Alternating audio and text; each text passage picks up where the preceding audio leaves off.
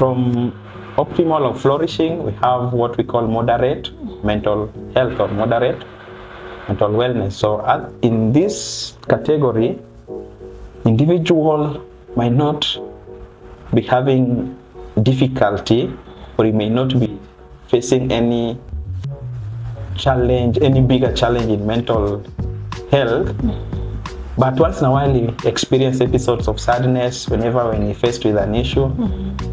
He experiences difficulty in making judgment whenever he faces a lot of difficulty or hard situations. Hello guys, welcome to Modeling Wellness Podcast. Thank you for the subscribers that you have had. We welcome you to today's sessions, and today I'm joined by my good friend who is called Fidel Otieno, who is a psychologist and an upcoming child protection officer. So enjoy the session as we dwell into this topic of mental wellness, which we are doing today. Fidel, welcome to today's session. Wow. Thank you so much, Harriet, for today's session. Yeah, I'm so happy to have you, by the way. After long days. Yeah.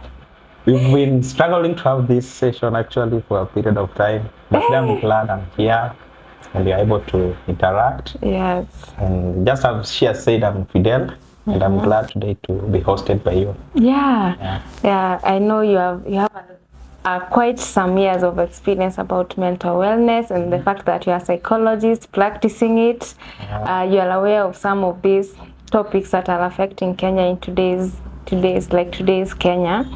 I wanted to know, is there like statistics for Kenya that is well known about the mental wellness? Yeah, sure. So in Kenya, I think mental wellness has been something of concern, and actually since generation it has been something of concern for Kenyans, in as much as a nation we might not have really implemented it as other nations. Actually, Kenya is among the countries that we say the 28% of the countries that had never implemented the mental health fund kitty for mental health. But as time goes, we've seen a lot of improvement in Kenya, especially with the introduction of what we call 2015-2030 mental health policy for the nation. And also, come 2022, the former President Uhuru Muigai Kenyatta came up with a task force. And that's the time also we are able to see Parliament doing amendments to Mental Health Act, which they call 2022 Mental Health Act. And this act now gave the government opportunity to have a kitty, and also mandates the county government to usually to be having a kitty or some funds for mental health, especially when it comes to health ministry. And so we've seen a lot of improvement happening in that area of mental health within the country.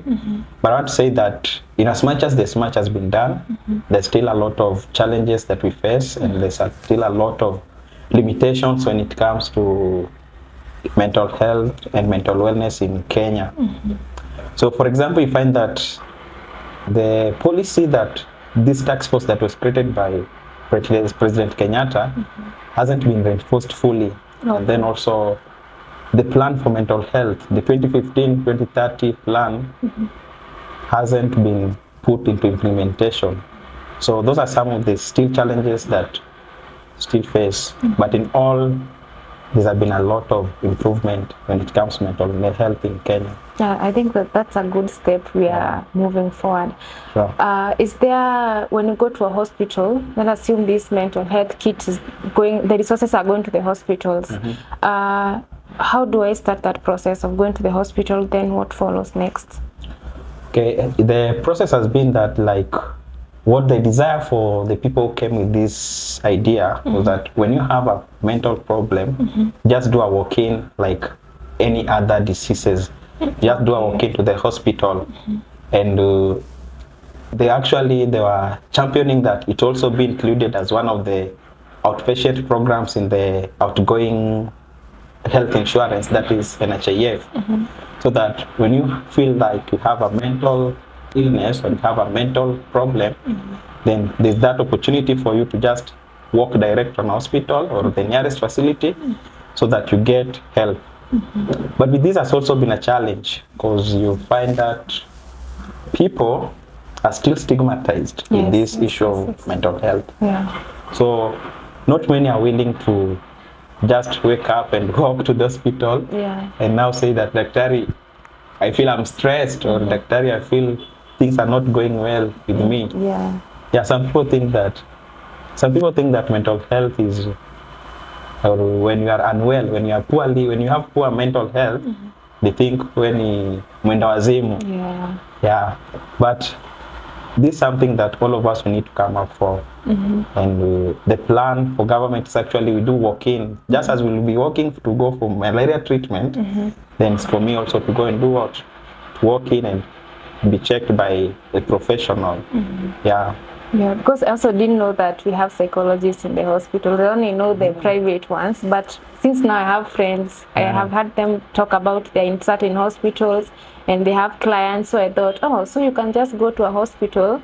If you cannot afford the private sector, go to a hospital and you'll be assigned a psychologist. Yeah, sure, it's possible. That's a good step.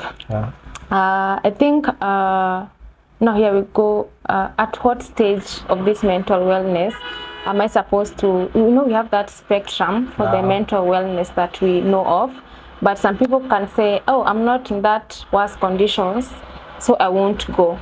Please explain to us that range of mental health. Thank you so much, Harriet, for that question. You see, there's these terms actually that I'll first try and describe them so that I put them into separation. One, we have what we call mental wellness. So mental wellness is a situation whereby you are able to improve and have that balance. You have a balanced mind. Your thoughts, your feelings, your behavior, you want to improve on them and make it at a balanced point so that you don't experience any challenge when it comes to mental health. And then we have what now we call mental health. Mental health now covers both good and bad. Like when we talk of mental health, we are basically talking of somebody having good mental health and someone having poor mental health. So mental wellness basically is about having good mental health, and then you do what? You maintain that, you balance it without deviating. Whereas mental health now covers both good mental health, poor mental health. And then we have what we call mental illness. So mental illness is now when someone is now experiencing poor mental health. So this person is undergoing life stressors and is not able to manage them, is not able to have resilient and overcome them. So that's the time we say that this person perhaps is having a mental illness. And now when it comes to the spectrum of mental wellness or mental health, at the topmost, I'll start from good going to worse. So at the topmost, we say when somebody's good, somebody is able to manage his relationships well, is able to make right decisions, and he has a purpose of life, and he's aware of who he is. We say this person is flourishing, or he has an optimal mental health. So this person is somebody who is stable and is able to do his things rightly, is able to overcome challenges and bounce back and continue with life as usual. So this is someone you say that is flourishing in the sector of mental health and is actually doing well. He's one of the people will say that is able to balance his mental wellness.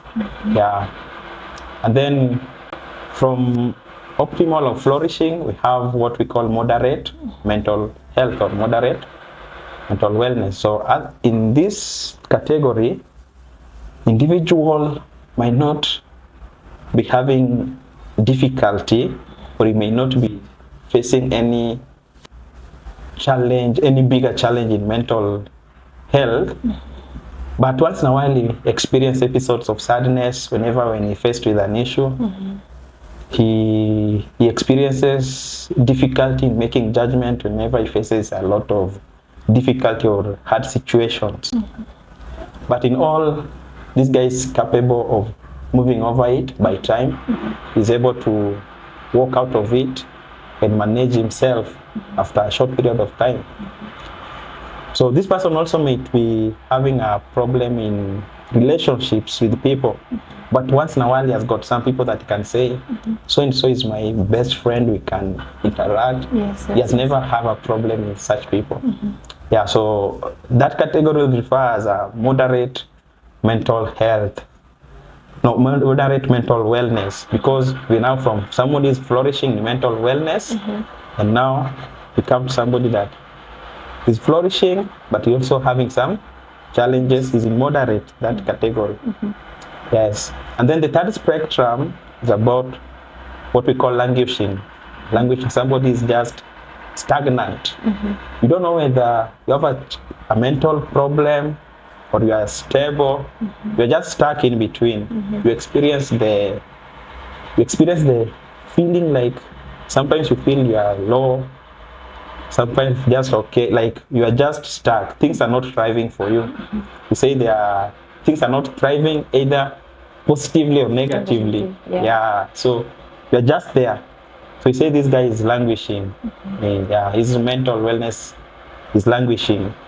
You cannot say he has poor mental health or he has good mental health. It's just in between. And then from languishing now, I'll shift you to another far end now, where I have what we call mild or moderate mental health now. So in mild or moderate mental health, this is where someone is now experiencing some signs and symptoms of mental problems. And this person might be feeling some mild depression, or at some point he has ever felt some mild anxiety. He has been having some difficulty with relationships with people, and also understanding how he makes his judgment. Sometimes is also questionable at times, But the issue hasn't gone that deep, isn't that severe. But when he able to visit a professional, professional can tell from the history that is giving that he's actually having some mild problem of depression, or some mild problem of anxiety, or even schizophrenia, any other mental disorders or mental problems. Yeah, and then at the far end, now we have what we call severe mental health. So under severe mental health problem, this is where now people are experiencing strong syndromes or chronic syndromes of mental health. Whereby you say somebody might be experiencing chronic depression, someone is experiencing schizophrenia or even psychosis. So at this point, majorly somebody will need medication from the psychiatrists. Somebody may need a lot of continuous assessment by the nurses and those professionals who are involved in mental wellness. So yes, mental health has got a spectrum. And as I say that, people say that at least each and every person has experienced the mental health problem, but now it depends on the degree at which somebody has experienced it. Yes. Kuna some of us that we've only experienced stress and we've to stress kidogo tu. Yeah. But some of us have suffered depression to an extent they've thought of suicide several times. Yeah. So sorry to cut you short. So maybe give us an examples of these situations that can make us, that you call that is a depression phase or something. Like situations, for example, when we talk about specific mental problems or yes, like for the depression, so what you say, like I'm truly depressed. What are some of these things that are that will show that this person is severely depressed? Yes. Yeah. So for depression is very critical actually, and for the standards that have been set by World Health Organizations on what we call DCM-5 on how to diagnose depression. So when somebody have had, let's talk of suicidal thoughts, for several times, and with the same occasion, or let's say the problem that she had led him to start thinking of suicide randomly. And anytime anything happens, that's the first thing she's thinking. And we'll say that this person perhaps is suffering from severe depression. And apart from that, there are other also indices that shows somebody may be suffering from depression. But from suicidal thinking, we have being lonely. Somebody doesn't want to entertain a relationship with other people, doesn't want to listen to or hear somebody talking about him, about anything. She just wants to stay alone and alone. And if you try to dig deep, realize the reason as why she wants to do this is because of 1, 2, 3 that might have occurred. So those are some of the things that shows that somebody might be having severe depression. And this thing even affects how she lives, the way of life. She no longer works. When you go to the workplace, you find maybe this person used to be very neat, but you find things are just juggled up, and he's no longer interested. He's no longer interested even in his work. There's some who engage now in drug taking. Yeah, they use a lot of drugs just to keep them away from what has happened. So there's a way DCM-5 has really categorizes those syndromes, so that there is a mild depression. We're able to get this a mild depression. This is a severe depression. Yeah, and same to other mental problems such as psychosis and schizophrenia. Okay, that's a good explanation. Let me ask you like a personal question. How did you come now to the School of Psychology? Yeah, what motivated you? That's an interesting one. I don't know whether to give the story from high school. I think we should start from somewhere. I think for these things that deal with people, the behavior of people, it comes from a personal initiative. You saw something and wanted to help people be better or something. Yeah, so initially I never wanted to be a psychologist, let me say so. I never wanted. I can say, was it a situation or what happened? So when I was called to the university, I was called to in a university in Coast. What was its name? Yeah, the Technical University of Mombasa. And then I was called for a certain course called Fisheries and Aquaculture. I've never heard. I never heard of that course. So when I was trying to do review of courses, I realized actually they had called me for a master's course. I don't know how it happened that. Your bachelor's now? Yeah, it was for master's. So they were telling me, the university was giving me information that they don't offer that course at degree level. They only offer it at master's level. So it gave me an opportunity to change my course to Maseno.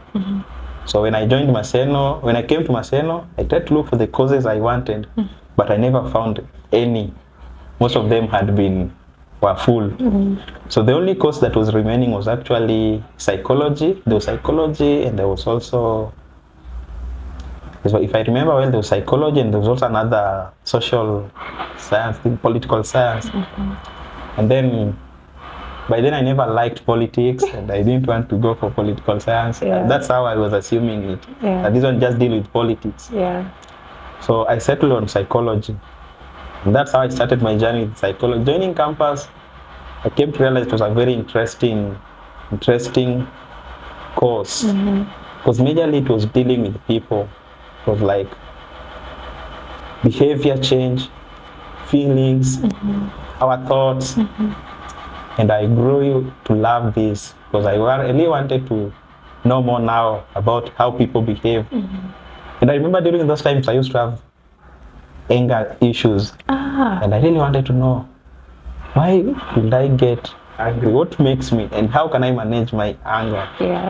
And as time goes by, I was able to learn. And personally, psychology has really changed me as I am. And that's why now I really enjoy the course as it is. And my Q initially, I never liked it. But so as time goes by, There's some things you just get to learn as time goes by. Yeah. And you came to realize that actually this is where your call was. This is where perhaps God wanted you to serve in as much as it had never come, it has never crossed your mind. Yeah, so that's how I came, grew up in this, and here I am. You know, actually, the first time I met you and you told me you were doing psychology, I was like, I think for once I met someone whose character or behavior matches the course they are doing, because you are always composed, ready to meet people, you're always happy. I was like, I think your course and you are together. So I was like, this one, you might have maybe learned it from a very young age that I wanted to become a psychologist. Anyway, it's good. It's good. I never knew of that calm person. Yeah, I was like, you and the course are together. Okay, what about the since psychology now deals with most people, how can you place the role of servanthood in psychology in serving people? Yes. Wow, that's a very, very key question. And realize psychology, almost 100% of it's about me and you. Yes. We interact. And therefore, it really calls for someone who is servant-hearted, someone who is willing to work with someone despite of or regardless of their situation. Somebody who's ready to be in the shoe of another person and to know how they feel without judging and without making other statements that can make somebody to run away from them. So servanthood is something that is really needed in psychology. Like you be somebody who is willing to serve, go down for somebody to see them thriving.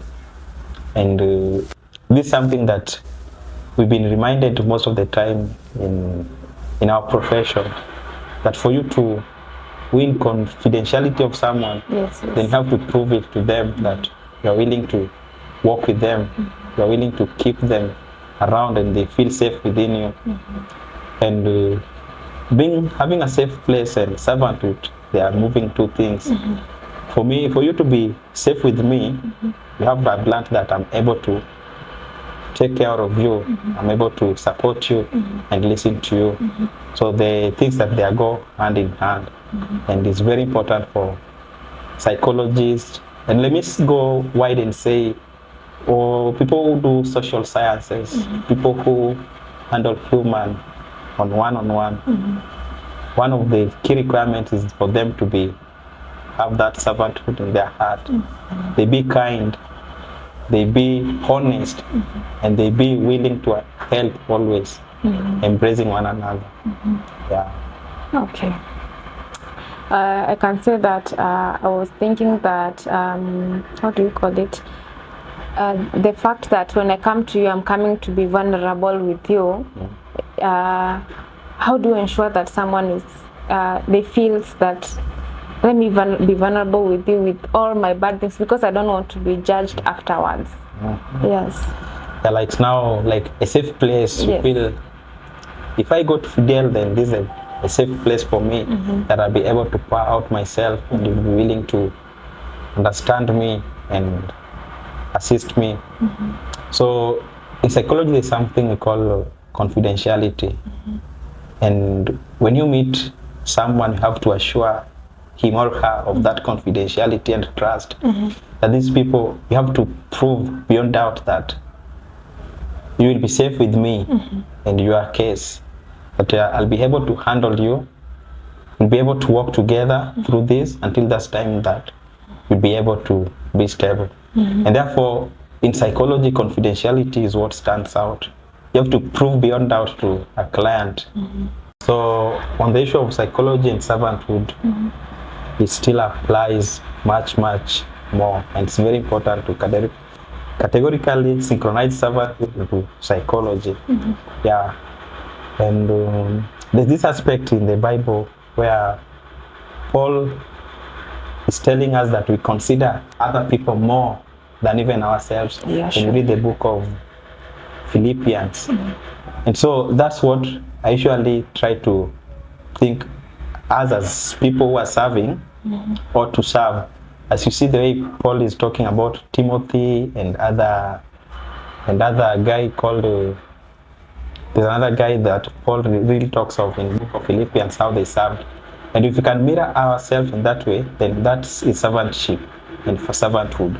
So in each and every profession, actually, if we can take that example, then something that can take us far. And psychology is not left out of that. Yes. Yeah. Okay. Let me. I would like to know about the. Like right now, when we are in the age where the country is really growing in a very fast-paced world, how do I ensure that I keep up with the trend and I still not get crazy along the way? Like I mean to be well conscious of my thoughts, my feelings, how am I behaving? Yeah, thank you. So there's things we call coping skills, and there are some of the things that when you meet a therapist or a psychologist, that's the major point that they are able actually to help you with, being that there are trending issues in the current generation and the things that you also want to be part of it, you also want to be engaged in them. So usually these coping skills that you are able to learn and grow with, and especially when it comes to yourself, the therapists advise you to get more to learn about yourself, who you are, and what's your purpose actually. What do you want to know in this life? Like, what do you want to do in this life? And so, basing your argument on such things, you are able to come up with your coping skills in the current world, so that you find yourself coping with things that's things going. For example, if it's your profession, and you find that there are a lot of IT, there are a lot of improved technology, you have to develop coping skills so that also you go with the current technology, and therefore the aspect of having a coping skills within you that you're able to change. Tuseme hata kesho kitu ifanyike and then your course unaambiwa kwamba we no longer have this course, or IT or AI has replaced your job. You have to develop coping skills on how now am I going to maneuver from this point to another point. And actually I would say that's what we ensure that we give our clients as psychologists. If you have a client and we are able to share together and help him, equip him with coping skills on his life, then you're sure this person, when he gets out, is able to maneuver around, is able to manage his life, no matter how storms attracts him. Okay. Yeah. You've mentioned about the word therapy. In simple terms, what do we mean by the word therapy? Therapy. Yes. Yeah, in simple terms, therapy is just you seeking guidance or seeking help. And deep down, we say that therapy is a process whereby you meet a professional, and you meeting a professional, you are going to seek help concerning an issue and way forward on how you can be helped. Yeah, so it's just actually a therapist or a professional guiding a client on how to survive or how to overcome the problem that he's facing or the challenge that she or he is experiencing. Yeah. It is good to, when we mention that we don't go to therapy simply because we are dealing with the mental issue, but sometimes even for self-development, it's good so that as you develop, you're able to identify this is what I would like, this is not what I would like. Yeah. Actually, therapy is for anyone who, as long as you feel you want to grow about something, you want to learn about something. Yeah, it doesn't mean that it's only for specific people, like the world has put it. Yeah, we assume that one is going for therapy. Something is definitely wrong with his mind. Only wazimu. Okay. There is something we call, what do we call it in mental wellness? Let's go back to the question of servanthood. When we are going to therapy, do we consider the religion part or the Christianity aspect? Yeah, sure. As a therapist, especially the professional guy, it's very important for you to consider somebody's religion when it comes to therapy. Like you wouldn't handle me on a Christian aspect, yet I'm a atheist, you see. But what we usually say that is every being acknowledges that there is high power somewhere, and so it's very important to guide someone in accordance to where he feels he's safe and where he feels that that's where he can change or grow. Because bringing religion aspect maybe somebody like I'm a Christian and now I just want to guide you on the Christian path and yet you are a Muslim, it may cause differences. That it will may cause also, you may not be able now to, we may deviate from our goal of you overcoming the challenge of the issue that you wanted to be sorted out. So it's very important to know on how your client, who he is and where does he fellowship, does he even fellowship, and from there you are able now to handle him. The professionalism, you are able now to apply your professionalism by assisting him. Yeah, in many cases where we have involved religion, we find that people deviate from the main goal of the therapy, and you end up maybe having challenges, or you end up where you don't, the client no longer trusts in you, or believes in you, and when you reach a situation where client no longer trusts in you, believes in you, then that's a very difficult case for you to handle. So it's very key to know. What are some of the misconceptions that people have about mental wellness and therapy in general? One we had said, one was that when people, one of the misconceptions is that people who goes for therapy, they are guys who ni wandawazimu ama ni kichwa mbaya. Yeah, so that's one of the misconceptions. And fact is that all of us, we need therapy, and everyone actually needs to have a therapist actually who, and you know, in therapy we are not advising you, like we are not here to tell you that have this glass. It's just a process of guiding you with all the knowledge and the information that you already have on how you can overcome something. So the role of a therapist is actually to guide us around, and therefore you find that most people think that this thing is only for people who are mentally challenged, but it's for everyone, for us to have or improve on our mental wellness. Yeah. Okay, that's a good one. How do we learn to package our emotions? Because I think sometimes emotions play a very key role, because either we assume them or we express them too much. There is always something to do with the emotions. Yeah, sure. The emotions are really evoking, and sometimes they can overtake us. But one aspect is that we need to understand who we are. The moment you get to understand who you are, that you have this and these emotions, then you are able to maneuver around and know yourself better. Secondly, it's very important to know the emotions that overtakes you. Talk of your weakness.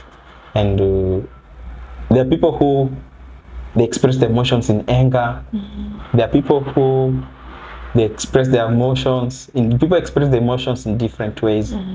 Yeah, so it's very important to get to know, how do I express my emotions when I am annoyed, when I'm happy, how do I express my emotions? So those, it's very important to get to know yourself, get to know what kind of emotions overtakes you. And also it's very important to know how, what we call physical sensation of your emotion. The guys, when they are sad, they say, nasikia hiyo uzito kwa kifua hapa, when they are sad. Or there are guys, when they are annoyed, they feel that sensation in their hands. They just want to hit things around. Yeah, so it's very important to also know your physical sensations, so that whenever you feel like you're going to be triggered with the emotions, then you know very well what is going to happen next, and now you are able to manage yourself. And above all, it's very important to understand who you are. When you get to know who you are, how your emotions happen to you, then it's much easier to prevent them from happening. Because just know, msemi na ikifika hii point, naona kama naenda kukasirika. So that will give you much option to leave the activity you are doing so that you don't get annoyed, to get away, or you rather change the topic to another topic, that is when you are making stories and you're feeling that that one is now going to raise your emotions. So those three aspects is very important, that you get to know yourself, you get to know what kind of emotions really triggers you so much, and then you get to know where is my physical sensation of emotion, so that when you feel you are overwhelmed, then you just need to act in a way that you don't destroy things. Yeah, because let's talk of someone who his physical sensation of anger is in his hands, and then you annoy him where he's around you. It's very easy for this person to beat you. And cause a lot of trouble. So the best thing, when you know that nikikasirika nita squashy glass, then the best thing is for me to just walk away so that I don't cause much trouble. Yeah. You have mentioned the word we called triggers. Yeah, that's a very strong word, but sometimes we don't really know what it is. Yeah, please you can explain on that. So triggers, I'll say triggers, these are stimuli. The things that stimulates us or they invoke us. They can be words, they can be situations, they can be events. These are things that they invoke our emotions so much, and sometimes they even make us to revisit our past traumas. That things that try to reveal our traumas, especially when you are still traumatized. So these are events that triggers your trauma. Actually, they triggers you, they invokes you to remind you of your traumas, especially when you are, as I said, when you are traumatized.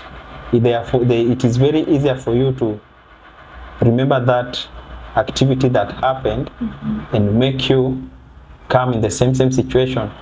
So I'll use an example. For example, maybe there's someone who had a nasty car accident somewhere, and then that place sticks in his mind. So whenever I come across that place, you'll be evoked or be reminded of that accident, and that can make him or her suffer much, to an extent that she'll need to visit again hospital or go back. So triggers, they usually brings our past traumas usually. They make us go back to that wound, and especially when you are never healed well, because we understand healing is a process. So sometimes these are things that remind us back where we had come from, and there are numerous actually. Sure. It was a good time. So this comes to the end of our today's episode. So you can say your last parting shots. Wow. Yes. Thank you so much, Harriet, for hosting me. I've been happy and I've enjoyed this session. One thing I want to say is that mental wellness is something that is of concern to me and you and to everyone. Yes. And therefore we need to continue supporting one another. We need to be very open and be reliable to one another, especially in this generation of technology, where there's a lot of cyber crime, people are being abused online, and there are people who also don't care about how you are doing actually. They're just waiting for your misfortune to use it as a content. Yes. Yeah, so it's very important for us to be very wary and be keen, so that we be reliable to one another. Yeah, thank you so much. Yeah, thank you so much actually for coming, and you have really given us a very well detailed description of what we say mental health is, because I think these days we just hear mental health, but I was asking myself, do we really understand what this thing is, or we are just going with what people are talking about? Sure. So thank you so much, and God bless you, and see you next time when we meet. Thank you. So bye to my viewers, and I hope you enjoy the episode for today.